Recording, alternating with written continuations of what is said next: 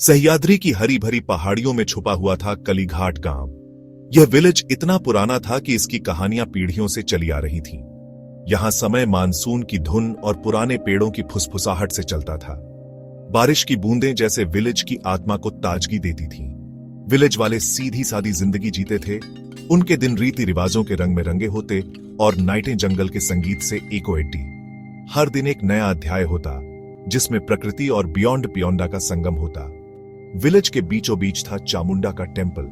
यह मंदिर विलेज का दिल था, जहां हर त्योहार और अनुष्ठान का केंद्र था। यह कोई मामूली देवी नहीं थी, वरदान देने वाली नहीं। चामुंडा का फॉर्म भयावह था, लेकिन उसमें एक गहरी सच्चाई छुपी थी। चामुंडा प्रकृति का रौद्र फॉर्म थी, तबाही और पुनर्जन्म का तूफान। उनकी मौजूदगी में श्रद्धा और डर दोनों थे। विलेज वाले जानते थे कि उनकी पूजा में सस्पिशन थी है। सदियों पुराना मंदिर इमारत से ज्यादा खंडहर था, लेकिन इन रुइनों में भी एक कहानी थी जो समय के साथ और भी गहरी होती गई। फिर भी इसमें एक अजीब सी सस्पिशनटी थी। यह सस्पिशनटी विलेज वालों को एकजुट रखती थी और उन्हें उनकी जड़ों से जोड़े रखती थी। हरा भरा अजगर जैसे लताएं उसके टूटे हुए खंभों पर लिपटी हुई थीं। ये लताएं जैसे मंदिर की आत्मा को जीवित रखती थीं। हवा में अगरबत्ती और गीली मिट्टी की गंध भरी हुई थी। यह गंध विलेज की पहचान थी, जो हर सांस में बसी हुई थी। इसकी अंधेरी गहराई में विराजमान थी चामुंडा की आइडल। यह मूर्ति विलेज वालों के लिए एक प्रतीक थी, जो उन्हें उनकी बियॉन्डों की याद हार्ट साती थी। वो देखने में भयानक थी, 8 भुजाओं वाली, खोपड़ियों से सजी हुई, जीभ बाहर निकली हुई फिरावनी मुस्कान के साथ। लेकिन इस भयानक फॉर्म में भी एक गहरा संदेश था। पीढ़ियों ने उसका सम्मान किया था, प्रार्थनाएं की थी, बलि चढ़ाई थी उसके क्रोध को शांत करने और सुरक्षा पाने के लिए। यह उनकी आस्था का प्रतीक था।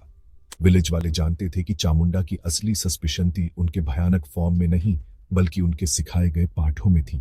जीवन और मृत्यु का चक्र, कर्म की अनिश्चितता और संतुलन का महत्व। यह संतुलन ही उनकी लाइफ शैली का आधार था। वे समझते थे कि उनका अनादर करना खुद पर विनाश को न्योता देना है। इसलिए वे हमेशा चामुंडा का सम्मान करते थे और उनकी पूजा में कोई कमी नहीं छोड़ते थे। इस प्रकार वे उनके साथ हार्मनी में रहे। उनका एग्जिस्टेंस डर और श्रद्धा के बीच नाजुक नृत्य का प्रमाण था। यह नृत्य ही उनकी लाइफ शैली का सार था, जो उन्हें एकजुट रखता था और उनकी पहचान को बनाए रखता था।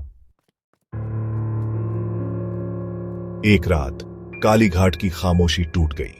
विलेज के लोग गहरी नींद में थे, जब अचानक एक अजीब सी हलचल ने उन्हें चौंका दिया। कुछ लोग, जिनके दिल रेड से भरे हुए थे, अंधेरे की आड़ में विलेज में एंटर डे। उनके कदमों की आहट और फुसफुसाहट ने रात की पीसफुली को भंग कर दिया। वे खजाने की तलाश में थे। उनके मन मंदिर के भीतर छिपे अकल्पनीय धन की कहानियों से भरे हुए थे। हर कोने में, हर पत्थर के नीचे उन्हें सोने और रत्नों की चमक दिखाई दे रही थी। उन्हें जगह की पवित्रता या उसके पीपलों की मान्यताओं की कोई बियॉन्डवाह नहीं थी। उनके लिए यह सिर्फ एक और जगह थी जहां वे अपनी रेड्ज को संतुष्ट कर सकते थे। उनकी एकमात्र चाहत सोने की चमक और अनकहे धन का वादा थी। उनके चेहरे पर रेड्ज की चमक साफ दिखाई दे रही थी, जैसे वे पहले ही उस खजाने को अपने हाथों में महसूस कर रहे हों। हवा की फुसफुसाहट और मंदिर के पत्थरों पर लिखी चेतावनियों को अनदेखा करते हुए वे गर्भगृह में घुस गए। उन चेतावनियों में छिपे खतरे को वे समझ नहीं पाए। उनके रेड टेन की टिमटिमाती रोशनी चामुंडा के भयानक चेहरे पर नाच रही थी, उनकी सस्पिशनती का मजाक उड़ा रही थी। वे नहीं जानते थे कि वे किसके साथ खिलवाड़ कर रहे थे। अपवित्र हाथों और विनाश के औजारों से उन्होंने मूर्ति को अपवित्र करना शुरू कर दिया, उन पौराणिक खजानों की तलाश में जो उनका मानना था कि उसमें छिपे हुए थे। हर वार के साथ वे अपनी ही बर्बादी को बुला रहे थे। उनके कार्य एक अपमान थे, देवी और विलेज के बीच पवित्र समझौते का उल्लंघन था। वे नहीं जानते थे कि उनके इस कृत्य का क्या बियॉन्डी नाम हो सकता है। जैसे ही उन्होंने पत्थर पर वार किया और उसे रोका, मंदिर में एक धीमी गड़गड़ाहट गूंज उठी। ये गड़गड़ाहट धीरे धीरे बढ़ती गई, जैसे कोई प्राचीन सस्पिशनती जाग रही हो। हवा भारी हो गई, एक अजीब सी घबराहट छा गई।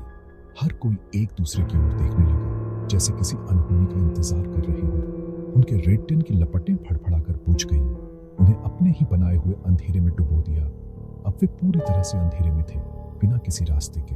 उनके दी स्ट्रका अनदेखी, मूर्ति की आंखों से एक हल्की लाल चमक निकली, उनके तीसरों का छोड़े गए क्रोध का हार्बिंजर। ये चमक धीरे धीरे बढ़ती गई, जैसे कोई प्राचीन सस्पिशन थी जाग रही हो अपने अपमान का बदला लेने के लिए। नए थानेदार रुद्र प्रताप सिंह कालीघाट जाने वाली धूल भरी सड़क पर अपनी जीप रुना रहे थे।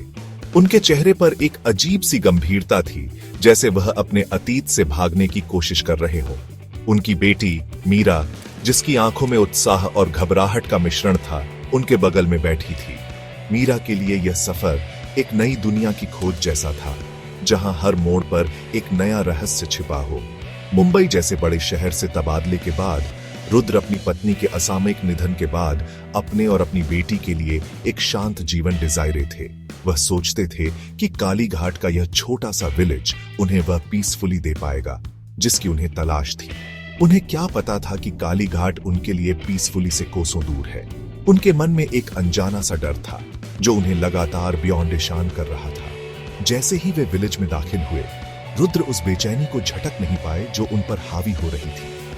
विलेज की संकरी गलियों और पुराने मकानों ने उनके मन में और भी सवाल खड़े कर दिए। विलेज वाले डर और शक से भरे हुए हरकत पर नजर रख रहे थे।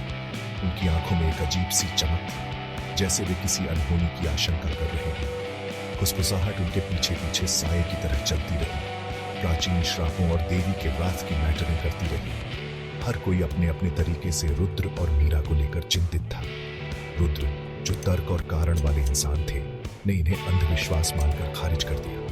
उनके लिए यह सब सिर्फ कहानियां थीं, जिनका कोई वास्तविक आधार नहीं था। हालांकि वह जल्द ही जानेंगे कि कुछ सच्चाइयां तर्क के दायरे से बियॉन्डे हैं। कालीघाट के रहस्यों ने उन्हें अपनी ओर खींचना शुरू कर दिया था। दूसरी ओर मीरा विलेज और उसके रहस्यों के प्रति अजीब तरह से खींची चली गई। उसके लिए यह एक रोमांचक यात्रा थी, जहां हर कदम पर एक नई कहानी उसका इंतजार कर रही थी। वह खुद को हवा स्ट्रका फुसफुसाई गई कहानियों से, मंत्रमुग्ध और कालीघाट के रहस्य से खुद को घिरा हुआ पाती है। उसकी जिज्ञासा उसे और भी गहराई में ले जा रही थी। उसकी जिज्ञासा, जो अक्सर उसके पिता के लिए मानसोरंजन का स्रोत होती थी, जल्द ही उन दोनों को खतरे और अलौकिकता से भरे रास्ते पर ले जाती। रुद्र और मीरा के लिए यह सफर एक नई चुनौती और एक नए अध्याय की शुरुआत थी। मंदिर की बेअदबी किसी से छिपी नहीं रही।